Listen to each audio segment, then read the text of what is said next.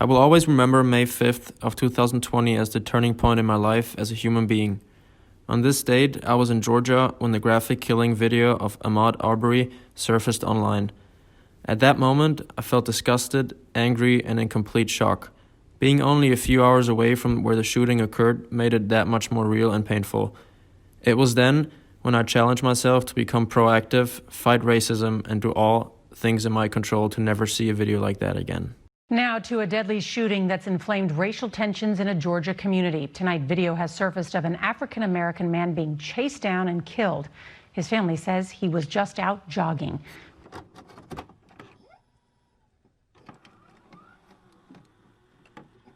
So Tim, this is like my first time seeing you since February.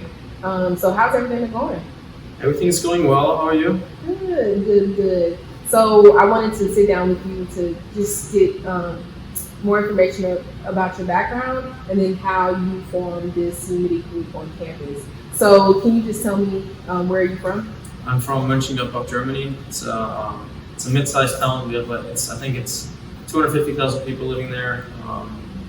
There's not a whole lot to do, but since I played tennis all my life, so that was pretty much what I did all day long. So not too many distractions at home, which is good. I can honestly say this is my first time hearing you actually say the town. So tell me a little bit more about that town. So as I said, there's not a whole lot to do. We have some historic castles and some nice parks, but that's pretty much it. There's as I said, not too many distractions, so I can focus on my sport. I can't complain with that. So with your parents, can you tell me some lessons that they taught you growing up? One of the biggest lessons my parents taught me was to never look down on people and to never to judge anyone by their beliefs or what they stand for. I think that was really important to them, and also for my mom. She was really big on me being thankful for everything. She always kept me humble by reminding me that not everybody's as lucky as I was, just growing up playing tennis and traveling the world, doing what I love. So I think she did a good job, and but I feel like you realize that later in life. So right. When I was 17, 18, I never really realized that. But once I came here and I was living by myself, basically, I think that's when I really realized that. Yeah, it sounds like your mom instilled this mindset of treating everyone the same. So with that, can you tell me what does diversity and inclusion mean to you? So diversity and inclusion to me mean appreciating others and our differences. I think it's time to embrace our differences. I think the world would be really boring if we're all the same. So I think it's about empowering people and just get along with everybody. Yeah. So what would you say, or what are some tips on how individuals can support others and serve as an ally? So I think the first step, especially for white people and white student athletes, is to acknowledge that there is a problem. Racism is a thing, and systemic racism is a thing. So I think that's the very first step, and from there on out, I think it's pretty simple. You just got to be willing to educate yourself, to listen to the affected. The stuff is out there, and it's been out there for years, and I'm guilty of it too. I should have educated myself sooner, but I guess it took all this crazy stuff that happened for me to finally educate myself and be an ally.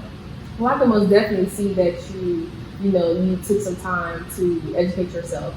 And with that, you actually proposed an idea or program to us. So I want to talk about that a little bit more. So tell me your inspiration behind UMity.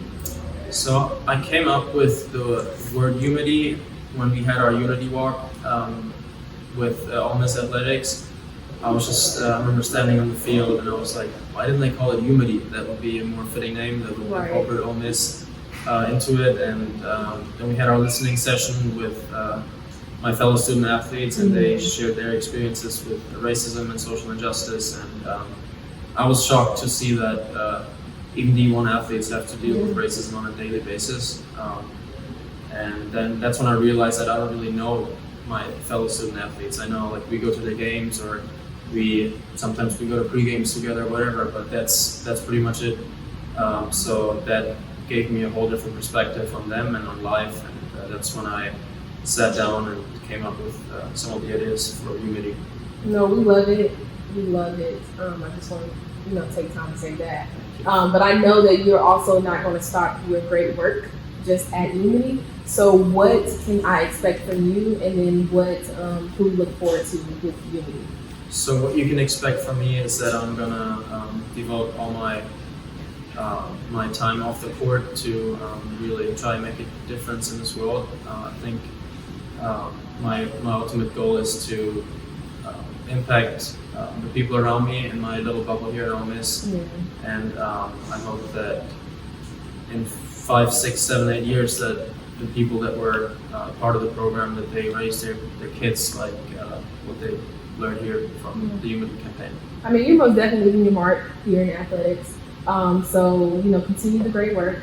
But I just wanted to take time out of your day and my day to just sit down and really just, learn more about you and your inspiration behind this new initiative. So thank you. Thank you for having me. No problem.